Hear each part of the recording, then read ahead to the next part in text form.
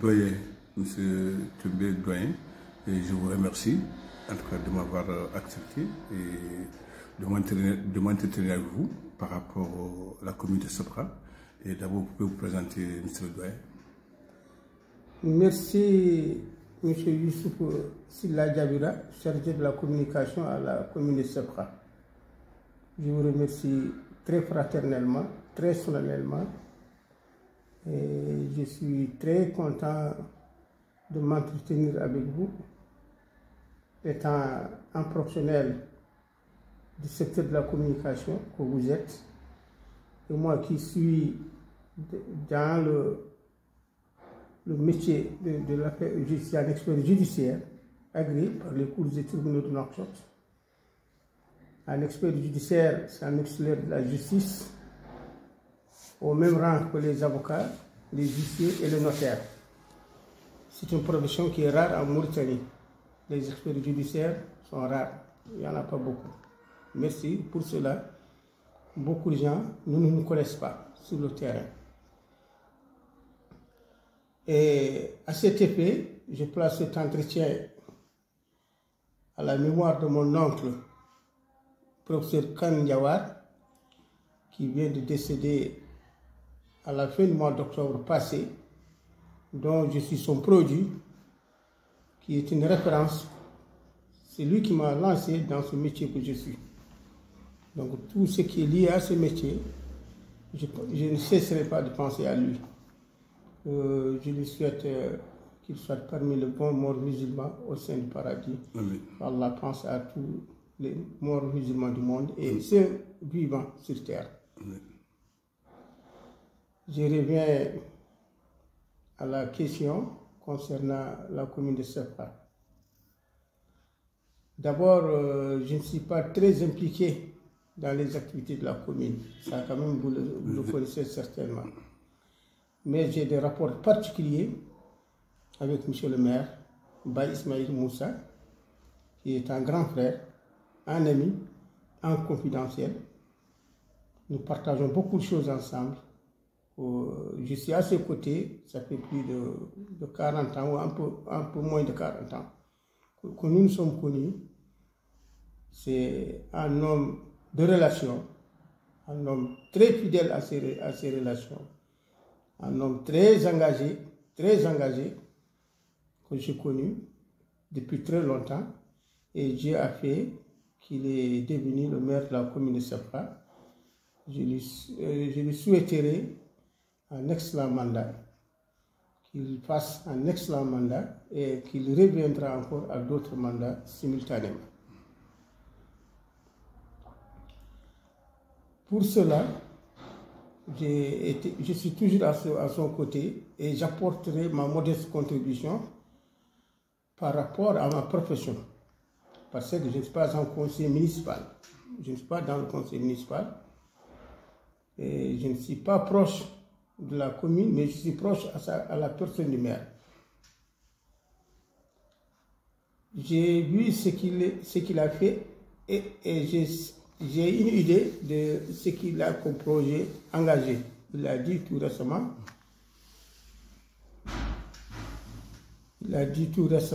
Dans le panel Avenir de Sabra. Les réalisations qu'il a déjà faites, les projets qu'il a, c'est vraiment palpable. On lui souhaite une réussite totale. Quant à la commune de Sabra, moi je sais que les mairies sont venues en Mauritanie au mois de septembre 1986.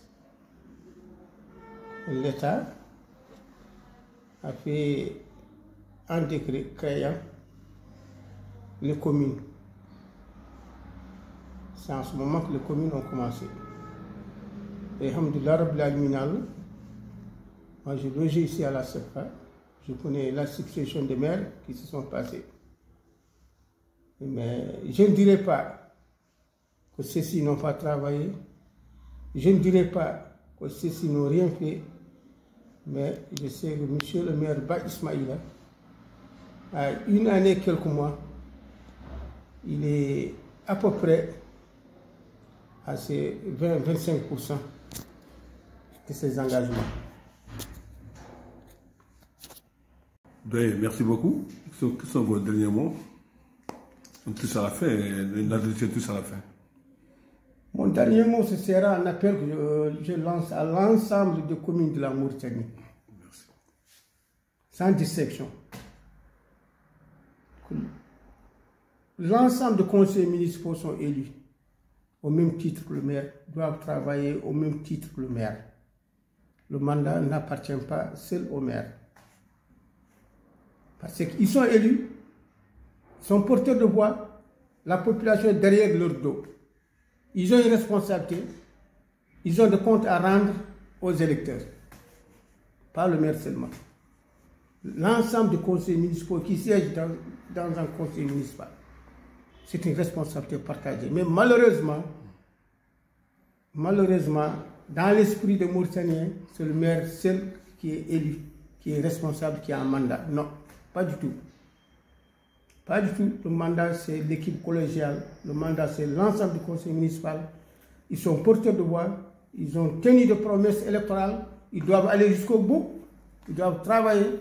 Et en plus, j'ai oublié de te dire que la fonction du maire, elle est gratuite. Je reviens un peu. La fonction du maire est gratuite. La fonction du maire, elle est gratuite parce que c'est une fonction élective. Elle n'est pas nominative. Le maire, bon, certainement on reviendra prochainement. Le maire n'a que des indemnités de fonction. S'il veut avoir un salaire, il doit être un travailleur permanent. Il n'a aucune activité, il ne travaille pour la mairie. En ce moment, le conseil municipal, suivant la grille salariale de la fonction publique, lui affecte un salaire mensuel. Ça, peut-être, quand on aura un deuxième entretien, ou je ne sais pas, on en reviendra. Mais la fonction de maire, elle est gratuite. Le maire n'a que des indemnités. Ces indemnités sont calculées en fonction de son budget. Oui, la dernière fois, je me souviens, le président de la République a augmenté le salaire des maires. Moi, j'ai dit que le salaire, il peut avoir un salaire s'il n'est pas fonctionnaire de l'État et s'il travaille en temps plein étant maire. Il n'a pas une autre activité. Là, il a un salaire. Mais s'il a une activité, c'est-à-dire s'il travaille, par exemple, je prends un cas, un maire qui est enseignant, actif. Pour qu'il trouve un salaire, il faut qu'il prenne sa disponibilité au niveau de ce service. Il se met au service de la commune. Il présente sa lettre de disponibilité au conseil municipal et qui suit l'ordre de transmission jusqu'à la tutelle du ministère de l'Intérieur. En ce moment, il est là, en temps plein, pendant toutes les heures de travail, il est là au profit de la commune. On lui donne un salaire, mais il n'aura pas son salaire de l'État, fonctionnaire de l'État. Les adjoints aussi, ceux qui ont la signature, ils ont des indemnités suivant l'arrêté 052. J'ai l'arrêté ici dans mon armoire. Fixant les attributions des adjoints au maire, ils ont des indemnités. Merci beaucoup.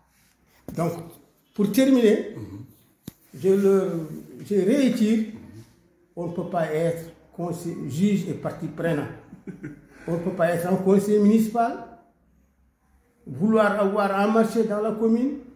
On ne peut pas être un conseiller municipal, avoir un contrat en même temps ou son proche. Ça, c'est hors loi. Ça, c'est hors loi. On ne peut pas être juge et partie prenante, puisque le conseil municipal, c'est un juge. Il juge le maire, il juge les commissions de travail, il juge le secrétaire général, son travail et autres. Ils n'ont qu'à être propres, respecter leur engagement électoral, servir la population communale, accepter le volontariat, puisque la mairie, c'est une action volontaire. Merci. Merci, doyen. Merci. Doyen, on a parlé le rôle des adjoints, le rôle du maire, mais quel est le rôle du secrétaire général de la commune, de la mairie? D'abord, à retenir que dans les communes, chaque commune, il y a un secrétaire général. Le secrétaire général représente l'État dans la commune. C'est un fonctionnaire de l'État. Il n'est pas élu. mais pas conseiller municipal. Le maire ne nomme pas un secrétaire général. C'est l'État qui affecte un secrétaire général dans la commune. C'est un fonctionnaire de l'État. Le secrétaire général, comme disait Elhadj Mansour Mbaye, le doyen, le griot Elhadj Mansour Mbaye, Abdou Diouf, c'est le gardien de la Constitution du Sénégal. Moi, je dis en Mauritanie, le secrétaire général, c'est le gardien de la législation municipale. Puisque c'est le secrétaire général qui s'occupe de la réglementation municipale. Le maire ne s'occupe pas de la réglementation. En quelque sorte, le secrétaire général, c'est le juriste de la commune. Il assiste au maire dans sa tâche du maire. Le maire doit collaborer avec son secrétaire général. 2. Le secrétaire général, c'est lui qui rappelle que dit la loi, que dit tel arrêté, que dit tel décret, que dit telle ordonnance liée à la commune, au fonctionnement de la commune. 3. Le secrétaire général, tous les courriers passent par le secrétaire général. Le courrier extérieur, venant d'extérieur, hors de la commune, doit passer par le secrétaire général. Il fait rentrer le courrier dans le bureau du maire. Le maire annote tel courrier destiné à tel adjoint, tel courrier destiné à tel service, tel courrier. Ça revient encore dans les mains du secrétaire général. C'est à le secrétaire général de faire le dispatching, la répartition aux services concernés. 4. Le secrétaire général, c'est lui qui gère l'équipe municipale. Tous les services dépendent du secrétaire général, ça ne dépend pas du maire. C'est le secrétaire général qui est là, qui veille au fonctionnement de la commune. Tous les chefs de service dépendent du secrétaire général. 5e, le secrétaire général doit faire un rapport trimestriel de toutes les activités qui ont été faites pendant ce trimestre. Et il envoie le rapport au maire parce que tous les 3 mois, il y a un conseil municipal. Il y a 4 conseils dans l'année. Janvier, avril, juillet, octobre. Ça, c'est le conseil ordinaire. Il se peut qu'il y ait le conseil extraordinaire. Le maire peut convoquer un conseil extraordinaire. Les 2/3 des conseillers municipaux peuvent convoquer aussi un conseil extraordinaire. La durée d'un conseil ordinaire, ça ne doit pas dépasser 5 jours.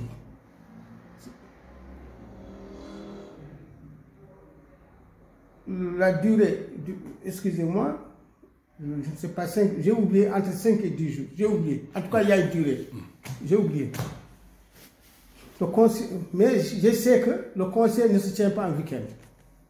Ça ne se tient que les journées ouvrables. Et le conseil est public. On ne doit pas le fermer au public. Conseil public. Le conseil, je dis bien à haute voix, que le conseil est public, est ouvert au public. On doit les aménager entre 10 et 20 chaises derrière le conseil municipal. Ils s'assoient là-bas. Ils n'ont pas le droit à la parole. Mais ils peuvent assister. Ils peuvent assister, écouter et voir comment le conseil se tient. Le secrétaire général, je reviens sur lui. Il assiste au conseil municipal, mais il n'a pas droit à la parole. Sauf si on pose une question concernant un dossier, il doit répondre. Seuls les 21 conseillers qui sont membres du conseil qui ont droit à la parole. Je disais toujours le rôle du secrétaire général, il y en a un peu, mais ça c'est le gros point. Doyen, je veux qu'on révèle un peu quel est le rôle des adjoints maires. Les adjoints au maire, c'est prévu 5 adjoints. Chaque commune. Par commune. Il y a premier adjoint, deuxième adjoint, troisième adjoint, quatrième adjoint, cinquième adjoint. Et ces adjoints sont élus par le conseil municipal. À l'investiture, le maire est synchronisé directement. Lui, il est élu au premier lieu. Le conseil de l'investiture, c'est en ce moment qu'on élit les 5 adjoints par ordre, du premier au 5e. Oui, avec la nouvelle loi, comment on peut élire les 5 conseillers, les 5 adjoints, pardon, comment on peut élire, on peut choisir les 5 adjoints au maire avec la nouvelle loi, si le maire n'a pas la majorité? Bon, comme tel cas, disons les choses comme telles. L'INSAF, au niveau de la CEPA, n'a que 6 conseils municipaux. Le maire est élu d'office. Le premier adjoint, le deuxième, les adjoints, de façon générale, sont électifs. On dit le premier poste. Premier adjoint, s'il y a 1 ou 2 candidats, chacun lève son doigt, ils sont libres. Chacun lève son doigt, il est candidat. Qu'il soit de la liste gagnante ou des listes minoritaires, il n'y a pas d'importance. Puisque l'élection, c'est collégial. C'est au niveau des conseillers. Au niveau des conseillers, 21 conseillers. Bon, il y a des cas où les gens font le bloc. Ils font des discussions avant la mise en place du conseil investiture. Les gens se réunissent, bon voilà, il a la liste majoritaire qui est proportionnelle, qui n'est pas écrasante. C'est une liste, il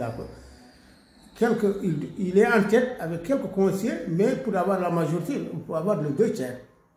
Le 2 tiers. Le 2 tiers, ce sera 11 ou 12 conseillers sur les 21. 11 ou 12, oui. Même 11, c'est bon. Oui, 11 c'est bon déjà, oui, c'est bon. Plus 11 déjà, il y a la voix du maire compte. Oui. Plus les 10, ça fait 11. Moins 21, ça va rester 10. Donc il y a toujours une différence dans le conseil. Mais il est plus souhaitable d'avoir au-delà de 11. Au-delà de 11. 12 à 13 conseillers, là on appelle une majorité écrasante. Écrasante, oui, tout à fait. Mais pour des cas comme ça, précis, quand on revient à la commune de Sepa, c'est une majorité proportionnelle. Si les autres 15 conseillers font un bloc, typiquement, ils vont gagner tous les postes adjoints au maire. Ça, on n'en peut rien. S'il y a du désistement, parmi eux, parmi la majorité restante, s'il y a, comme on dit, des défaillants ou des trahisons, qui de part à d'autre, puisqu'en politique aussi, la politique, ce n'est pas du Coran. Ce n'est pas le livre du Coran. Il n'y a que le livre du Coran qui est saint. On n'augmente pas, on ne diminue pas. On est obligé de respecter la politique, comme disait un dicton français, seuls les imbéciles qui ne changent pas, les hommes politiques peuvent changer à tout moment. Donc, quand on élit le premier adjoint, le deuxième, troisième, quatrième, cinquième, mais ils sont élus, c'est des adjoints au maire, ils assistent le maire dans ses tâches du maire. Et le maire aussi fera un arrêté de délégation de pouvoir, de signature au premier adjoint, au deuxième adjoint et des fois même au troisième adjoint. Ceux qui ont les responsabilités de signature, mais dans le domaine administratif. Rare qu'on leur donne des signatures financières. Puisque les finances, c'est essentiellement administratif. C'est un droit de souveraineté au maire, c'est sa responsabilité. Oui, absolument. Rare que. Il y en a qui font la délégation de signature aux affaires financières à l'un des adjoints, mais c'est des cas rares. C'est très rare. Oui, c'est des cas très rares. Donc, comme je disais, dans l'organigramme, il y a le conseil municipal au chapeau, il y a les commissions du travail, après le maire vient. Les commissions ne dépendent pas du maire. Elles font leur programme d'activité, elles présentent directement au conseil municipal, dont le maire assiste au conseil. Le hakim aussi assiste au conseil municipal, en tant que représentant de l'État. Donc ils présentent leur programme. Une fois adopté, ça devient maintenant le programme du maire, ce qu'on appelle le compte administratif. L'ensemble du programme, une fois adopté, ou quelques points adoptés, en tout cas tout ce qui est adopté, c'est ça qui devient le programme du maire. Bien entendu, mais aussi le maire peut avoir un programme personnel, il y ajoute. On appelle ça le compte administratif. Donc il se met au travail. Donc le rôle du conseil, c'est d'examiner le programme, adopter et orienter le programme. Le maire exécute. Le maire n'est qu'un exécutant. Il reçoit des ordres du conseil municipal. Ce que dit la loi, ce que prévoit la loi. Doyen, bon, sur le plan juridique, vous pouvez nous expliquer quel est le rôle du conseil municipal, d'abord. Voilà. Le conseil municipal, en Mauritanie, les communes diffèrent. Il y a des communes de 7 conseils municipaux, des communes de 12 conseils municipaux, des communes de 19 conseils municipaux et des communes de 21 conseils municipaux. C'est suivant la population résidente dans les communes. Premier critère. Deuxième critère, suivant les inscriptions dans les listes électorales. Dieu a fait que Sepra est une commune de 21 conseils municipaux. Le rôle du conseil municipal, d'abord, c'est d'examiner le programme élaboré par le maire. Bien entendu, entre guillemets, les commissions de travail. Avant le maire, il y a les commissions de travail. Dans l'organigramme du conseil municipal, vous avez le conseil en haut. Après le conseil, vous avez les commissions de travail. Les commissions de travail ne dépendent pas du maire.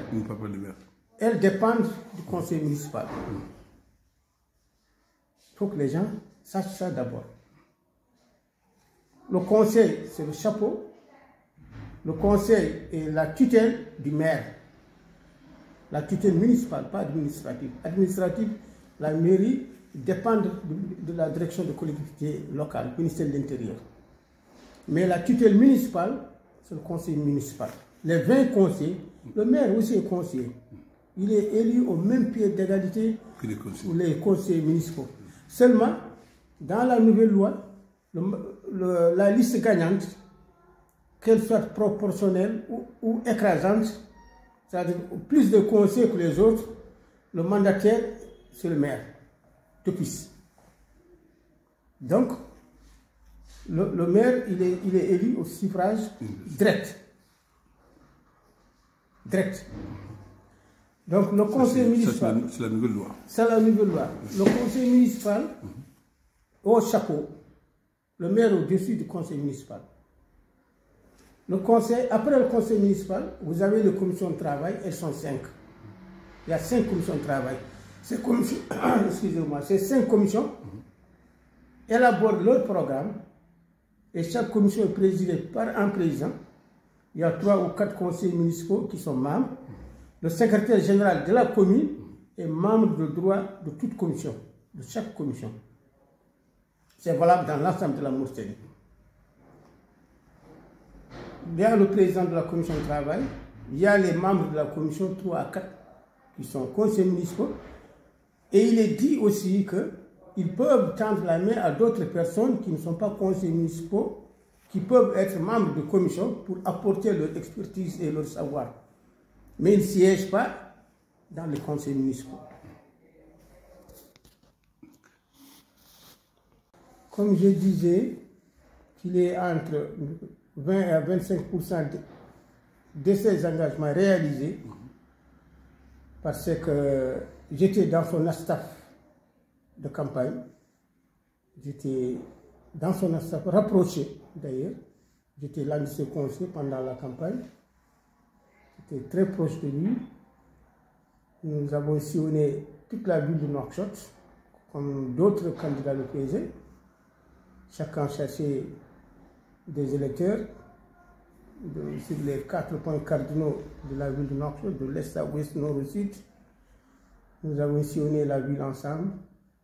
Là où nous sommes passés, nous avons tenu un langage électoral qui veut dire que quand je serai élu, je ferai ceci, je ferai cela dans tel secteur, dans tel secteur, dans tel secteur.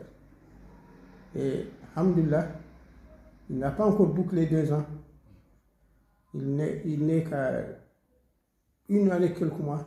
Mais il est arrivé quand même à faire quelques réalisations, malgré les difficultés financières que la commune rencontre. Il ne me l'a pas dit, mais moi je sais. Je n'ai pas discuté avec M. Ba dans ce sens. Certainement, il écoutera ou bien il visualisera l'entretien. Il sait pertinemment que nous n'avons jamais discuté ensemble dans ce sens. Mais je sais à Norquin.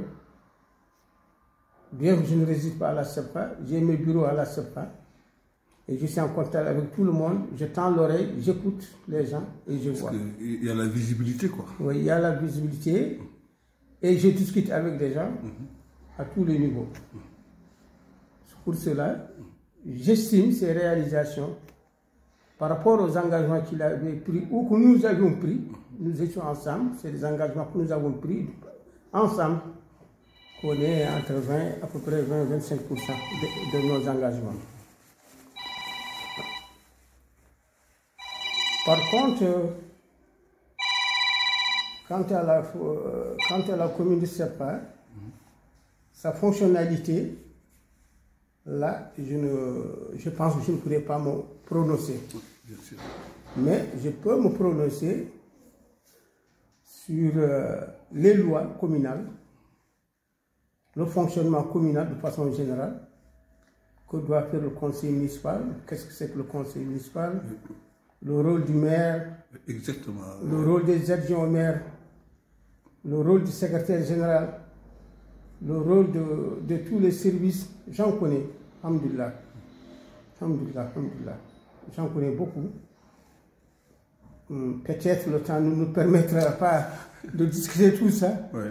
Mais je pourrais faire peut-être une petite synthèse de quelques points.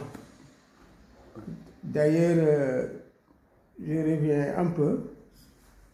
La semaine passée, j'avais provoqué un débat. Exactement. Dans l'avenir SEPA. C'est sur ce débat que j'aimerais qu'on discute un peu. Parce que j'avais un tout petit peu parlé. Quel est le rôle du maire? Voilà. Ouais. J'ai provoqué un débat dans le panel SEPA il y a de la une semaine. Ouais. Et je savais pertinemment que le maire va agir. Parce que je l'ai provoqué. C'est mon frère, hein? Je le provoque étant son petit frère. Ça n'a aucun rapport avec la mairie. Certains ne comprennent pas. Beaucoup de gens croient que notre rapprochement c'est lié à son mandat. Non, loin de là. Loin de là. Je l'ai provoqué étant son petit frère. Je l'ai provoqué étant la première personne suprême de la commune de SEPA. Il a une responsabilité. Je l'ai provoqué, j'étais proche, comme j'ai dit, dans son staff de campagne, pour qu'il parle, pour que le public l'écoute. C'était ça mon intention. Je ne l'ai pas provoqué pour toucher à sa personne. Je ne le ferai pas. Et si quelqu'un le fait, moi je vais agir. Qu'il soit présent ou pas, en tout cas je vais agir. Je me donne ce mandat.